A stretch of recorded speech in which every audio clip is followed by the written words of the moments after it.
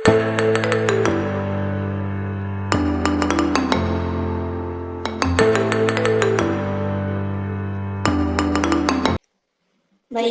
bismillahirrahmanirrahim. Assalamualaikum warahmatullahi wabarakatuh.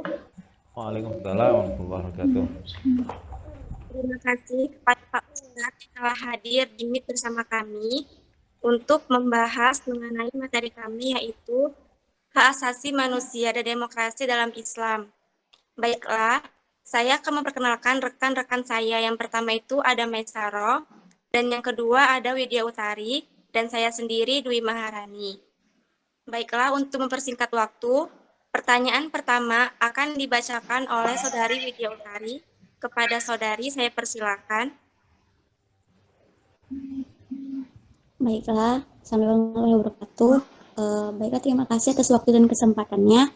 Saya Widya Utari. Saya ingin menanyakan tentang pendapat Ustadz mengenai apakah dalam Islam mengajarkan HAM? Terima kasih. Terima kasih. Bismillahirrahmanirrahim. Assalamualaikum warahmatullahi wabarakatuh. Alhamdulillah, wassalatu wassalamu ala rasulillah. Terima kasih sebelumnya kepada adik-adik yang telah berkenan mengundang saya untuk sama-sama berbagi ilmu terkait tentang soal-soal yang berkaitan dengan HAM. Insyaallah kesempatan kali ini masih dengar suara saya ya? Halo? Dengar Ustadz. Dengar ya? Pada kesempatan siang menjelang sore ini, insyaallah kita akan sama-sama mendengarkan terkait dengan HAM. Pertanyaan pertama, apakah dalam Islam mengajarkan HAM gitu ya? Halo? Iya, Ustadz. Ya. Tentu kalau ditanya seperti itu, kita harus spontan menjawab iya, benar gitu.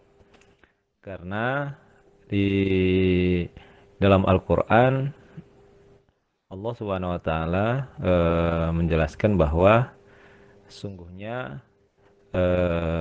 agama Islam itu melalui nabinya innamal bu'ist, dan di ayat yang lain Allah mengatakan bahwa sebagai rahmatan lil alamin.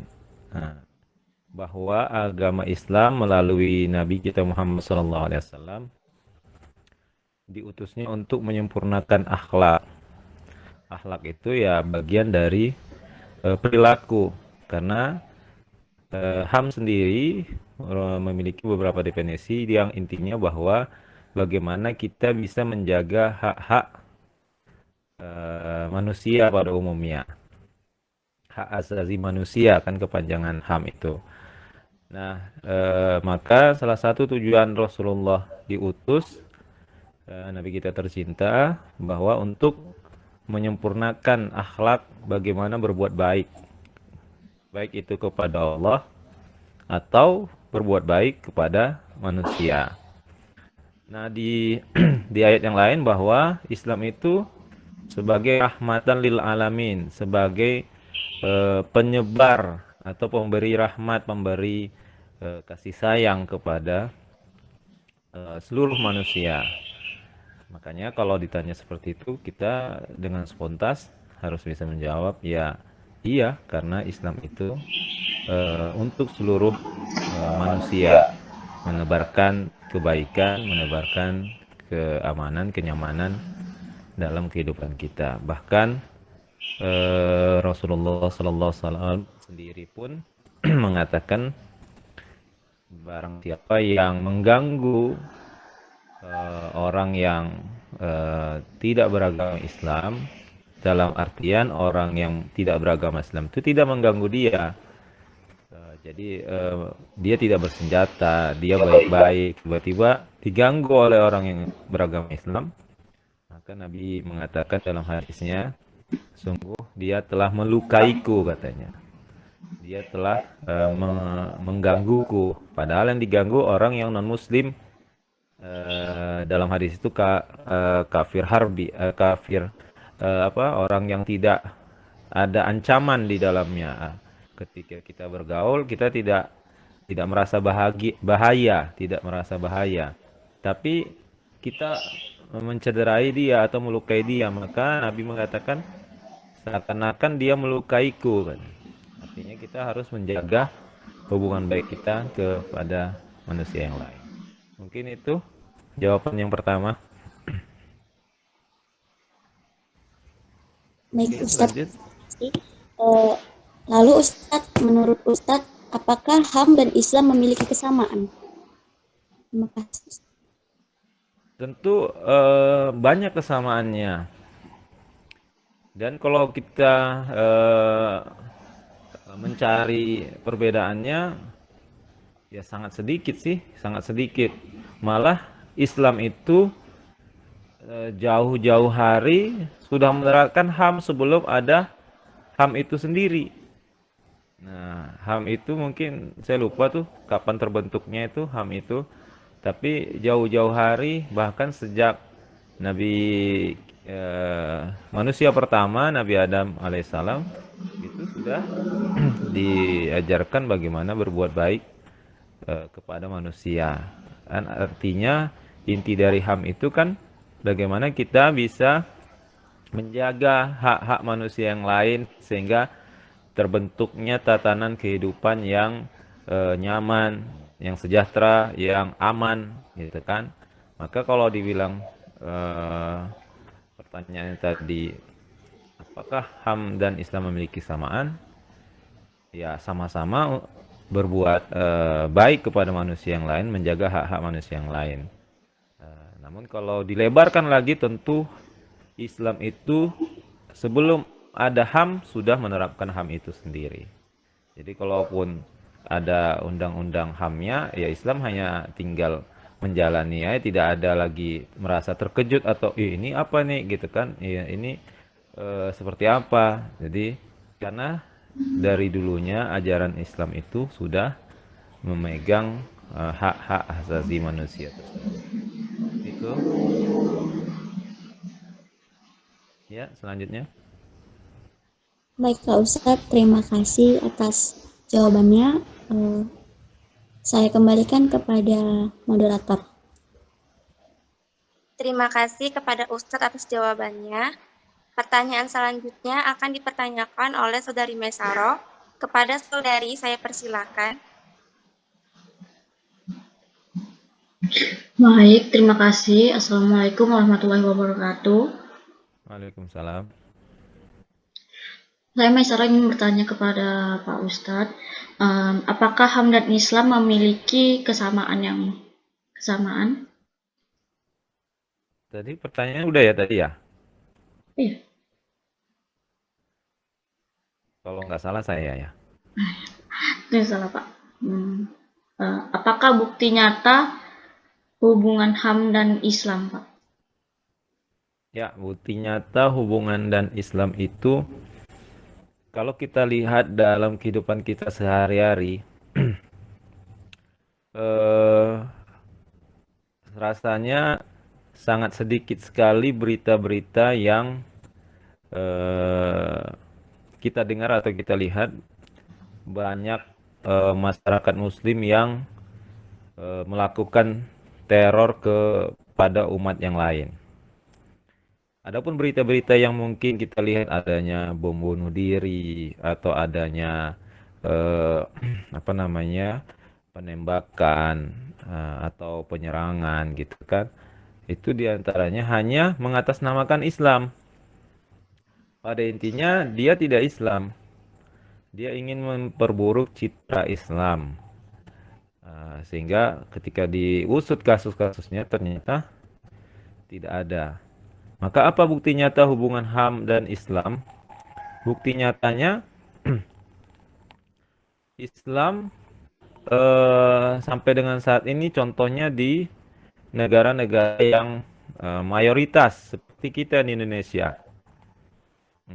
Mayoritas Muslim. Kita tidak pernah mengucilkan atau mengganggu orang-orang yang di luar Islam. Bahkan berbicara HAM kan berbicara tentang toleransi, bagaimana kita toleransi. Sehingga kalau bukti nyatanya kita bisa lihat bagaimana kita diajarkan di dalam Islam, kalaupun kita bertetangga dengan yang bukan Islam atau non-Muslim, kita wajib berbuat baik kepadanya. Bahkan Rasulullah mengatakan, la yu'minu ahadukum, tidaklah beriman di antara kamu, illam yukrim jarahu, selama dia tidak memuliakan atau tidak berbuat baik kepada tetangganya. Artinya tetangga di sini Rasulullah tidak mengkhususkan apakah tetangga hanya tetangga muslim saja. Ternyata tidak, semua tetangga, baik itu yang muslim atau dia non muslim atau dia agama yang lain. Selama dia menjadi tetangga kita, maka kita wajib berbuat baik kepadanya. Bahkan sampai-sampai dalam beberapa riwayat yang lain, ketika dia berbuat zalim pun kepada kita, kita dilarang untuk membalas dengan kezaliman. Misalnya kita dengan keberadaannya kita merasa terganggu, mungkin dia mengeraskan suara televisinya atau musiknya sementara kita ingin tidur nyaman. Kita juga dilarang untuk membalas. Misalnya ketika dia tidur, kita hidupkan musik kita dengan keras, TV kita, nah, kita dilarang gitu. Bahkan sampai seperti itulah Islam. Jadi kalau apa bukti nyatanya, itulah yang bisa kita jelaskan. Bahkan kita sendirilah kalau seandainya kita memiliki tetangga yang berbeda agamanya, pasti fitrah kita, jati diri kita sebagai muslim, kita tidak akan mengganggunya. Itu dia mungkin jawabannya. Baik, terima kasih kepada Pak Ustadz. Pertanyaan selanjutnya, apakah HAM dan Islam berpengaruh dalam sebuah peradaban? Terima kasih. Ya, apakah HAM dan Islam berpengaruh dalam sebuah peradaban? Ya, pasti berpengaruh. Pasti berpengaruh karena dengan adanya undang-undang hak asasi manusia, atau yang lebih sempurna lagi dengan adanya ajaran agama Islam itu, sebagaimana di awal tadi saya sudah katakan bahwa agama Islam itu diberikan sebagai rahmatan lil alamin, bagi memberikan rahmat, memberikan kasih sayang kepada seluruh alam, artinya seluruh manusia. Jadi keberadaan HAM Islam sangat berpengaruh dalam peradaban, karena kalau seandainya kalau dalam agama kita berarti kalau kita tidak diajarkan tentang Islam, maka kita tidak tahu bagaimana berakhlak yang baik kepada sesama manusia. Kalau yang non-muslim mungkin dia berpedoman dengan undang-undang HAM tersebut. Kalau di dalam Islam, HAM itu bukan hal yang baru. Sehingga apakah dari pertanyaannya apakah berpengaruh? Ya, berpengaruh. Maka kalau kita yang muslim, kita harus menjalankan syariat kita, maka secara otomatis kita sudah mengikuti ketentuan HAM itu sendiri. Tapi kalau yang non-muslim, ya kita berharap mereka juga harus bisa menjalankan undang-undang HAM yang mereka buat, gitu kan. Yang mungkin di agama mereka mungkin jauh berbeda dengan agama kita. Itu jawabannya. Terima kasih kepada Pak Ustadz atas jawabannya. Baiklah, saya kembalikan kepada Saudara Dwi. Saudara Dwi, saya persilahkan. Baiklah, terima kasih kepada Saudari Madaro yang telah membacakan pertanyaannya. Pertanyaan selanjutnya, bagaimana tanggapan Islam dalam HAM yang ada di Indonesia, contohnya seperti pembunuhan di luar proses hukum dan penahanan sewenang-wenang? Terima kasih, Pak. Iya, tentu kalau ditanya tanggapan Islamnya, secara Islam ya kita nggak boleh eh, melakukan tindakan di luar dari aturan, baik itu aturan agama Islam atau aturan eh, aturan dari pemerintah. Karena kita di dalam Al-Qur'an dijelaskan bahwa ati Allah wa ati Rasul wa ulil amri minkum. Wahai orang-orang yang beriman, taatlah kamu kepada Allah dan kepada Rasul dan para pemimpin kamu. Maka kalau ada pertanyaan, bagaimana tanggapan Islam terhadap HAM yang ada di Indonesia, contohnya seperti pembunuhan di luar proses hukum dan penahanan sewenang-wenang, ini sudah keluar dari HAM atau dari ajaran agama Islam. Karena di dalam ajaran agama Islam ketika kita melihat ada sesuatu kemungkaran, kita tidak boleh langsung memvonis dia. Kita harus punya dua saksi malah di dalam ajaran agama Islam. Begitu juga mungkin di dalam undang-undang atau peraturan pemerintah kita. Ketika kita melihat ada yang berbuat salah, kita tidak boleh langsung memberikan sanksi semacam langsung hukuman pembunuhan massal gitu kan. Kita tidak boleh. Kita harus serahkan ke pihak yang berwenang dalam hal itu, sehingga keputusannya tidak mencederai orang-orang yang mungkin dia khilaf melakukan kejahatan itu. Artinya pernah suatu saat itu Nabi dan para sahabat melihat ada yang mencuri. Lantas mencuri, tapi Nabi tidak langsung, oh ini mencuri langsung potong tangan, tidak seperti itu. Ditanya kenapa mencuri, apa sebabnya, sehingga hak-hak dia sebagai umat, hak dia sebagai manusia itu tidak tercederai, tidak terlukai karena terlalu dininya kita memvonis tanpa menjelaskan apa yang terjadi. Itu dia mungkin yang bisa saya sampaikan. Baiklah, terima kasih kepada Pak Ustadz atas jawabannya. Dan terima kasih juga sudah berbagi ilmu kepada kami. Dan apabila ada kata-kata yang salah, saya mohon maaf. Dan saya ucapkan Assalamualaikum warahmatullahi wabarakatuh. Waalaikumsalam warahmatullahi wabarakatuh. Pesan saya terkait dalil-dalil mungkin bisa di searching di Google ya, terkait ayat-ayat yang saya sebutkan atau terkait tentang sahabat-sahabat yang tadi saya sebutkan riwayat-riwayatnya. Insyaallah mudah-mudahan kita bisa mudah mendapatkannya. Terima kasih. Demikian, lebih dan kurang saya mohon maaf. Pada Allah SWT izin keluar ya. Terkait nanti Ustadz yang lain nanti saya kabarin melalui Maisarah. Baik, Terima Pak. kasih. Baik, Pak. Terima kasih, Pak. Assalamualaikum warahmatullahi wabarakatuh. Waalaikumsalam warahmatullahi wabarakatuh.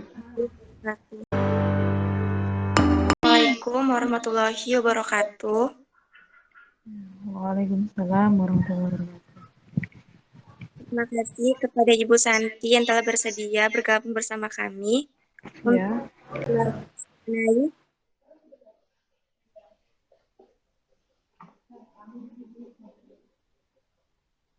hak asasi manusia.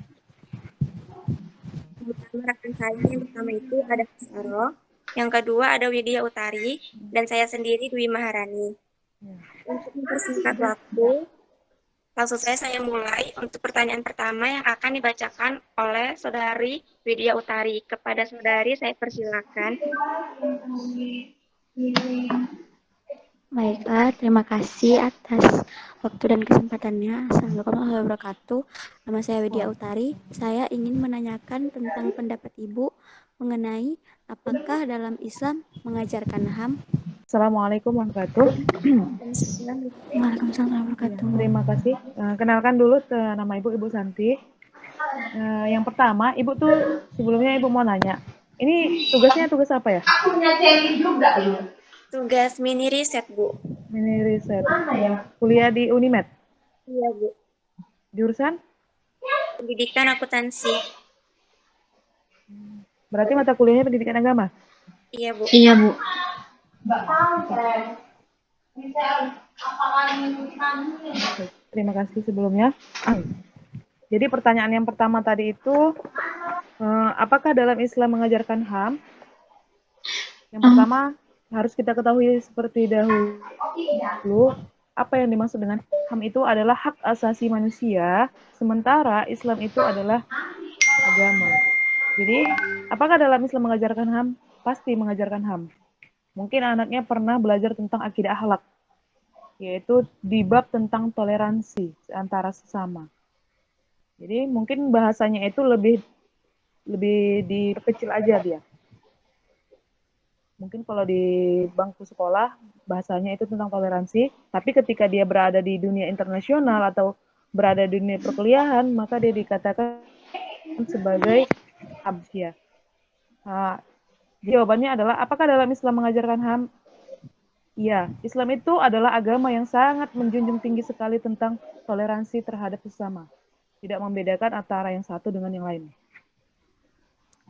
Bagaimana bisa mengetahui hal itu? Kita lihat surah Al-Hujurat ayat 49.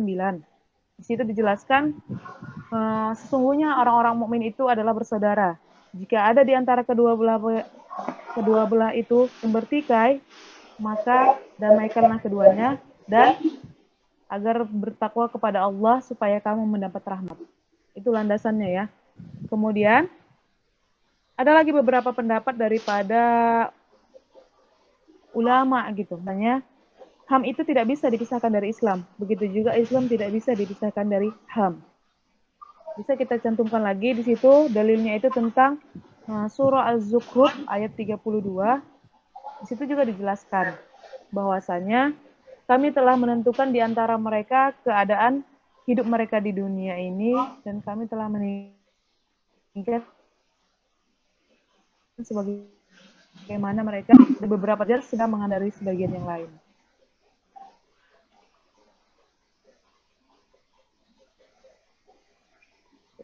Ini secara Islam itu tetap menjadi agama yang prioritas menjunjung tinggi yang namanya HAM.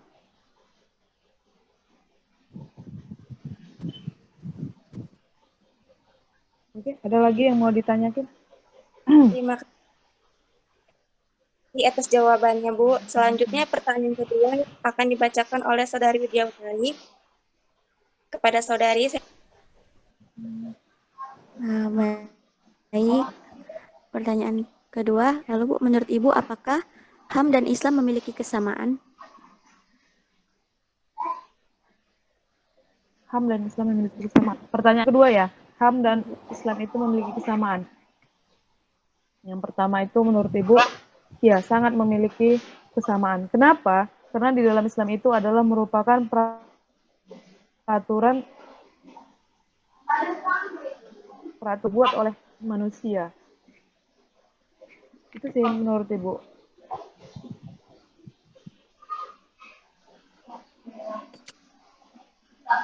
baik Bu, terima kasih atas jawabannya. Selanjutnya pertanyaan yang ketiga akan dibacakan oleh Saudari Mesaro. Kepada Saudari saya persilahkan. Baik, terima kasih kepada Saudari Dwi Maharani telah mempersilahkan saya. Baik, saya akan bertanya, apakah bukti nyata hubungan HAM dan Islam, Bu? Terima kasih. Apakah buktinya? Nah, ya, terima kasih. Bukti nyatanya itu bisa kita lihat kodratnya itu manusia tidak bisa hidup tanpa peraturan apapun yang ada di dunia ini. Maka kita kembalikan lagi landasannya kepada Al-Quran dan Al-Hadis gitu. Bukti nyatanya itu kenapa Al-Quran dan Hadis gitu. Nanti Ibu share lah beberapa artikel yang berhubungan tentang HAM dan Islam gitu.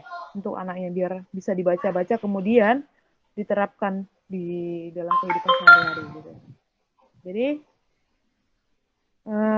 di Indonesia itu HAM itu dikatakan berjalan maksimal. Kenapa dikatakan berjalan maksimal? Yang pertama itu kita itu setiap perlakuan yang kita perbuat pasti mendapatkan daran gitu. Itu adalah hukuman. Mungkin di negara-negara memang seperti itu gitu. Jadi bukti nyatanya itu ya itulah hukum yang berlaku yang ada di Indonesia itu ada hubungan antara HAM dan Islam.